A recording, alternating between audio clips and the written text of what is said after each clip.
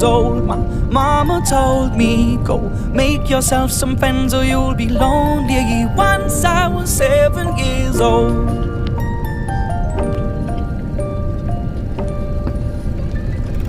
It was a big, big world, but we thought we were bigger, pushing each other to the limits. We were learning quicker.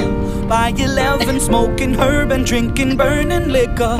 Never rich, so we were out to make that steady figure. Once I was 11 years old, my daddy told me, go get yourself a wife or you'll be lonely.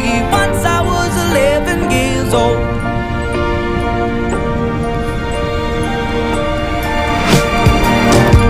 Always had that dream like my daddy before me.